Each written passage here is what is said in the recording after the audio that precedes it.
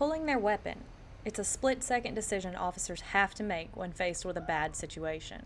The officer-involved shootings in Charlotte and Tulsa have led to protests, and some people are questioning police training. I think we just need to change police tactics and teach them how to talk better to suspects and people that they are trying to pursue and take down instead of resorting to any physical violence. And that's just what the South Carolina Law Enforcement Academy is trying to teach officers coming through the program. But basically the main thing that what we do is we train to communicate. The key point always is to keep safety at the foremost. The South Carolina Law Enforcement Academy uses real-life scenarios, like the one happening behind me, to prepare officers for real-world situations. The scenario starts off as a traffic stop, but if the situation takes a turn for the worst, it's up to officers to decide if three elements are present: ability, opportunity, and jeopardy. When you're deciding whether to shoot or don't shoot, the ability. Does that suspect have the ability to hurt myself or maybe it's possibly someone else?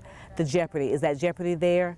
And basically the ability, jeopardy, and opportunity. Is the opportunity there for them to do what they need to do to harm me or someone else? If the answer to all three questions is yes, the officers can pull their weapons. But if one of these is not present and the officer pulls the trigger, it will lead to an investigation.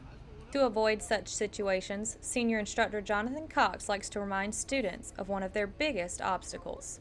I tell students a lot here, one of their worst enemies is speed.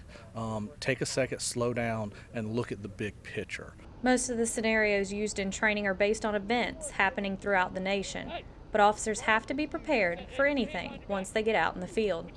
Jennifer Harmon, Carolina News. Hands behind your back. Hands behind your back. Get down.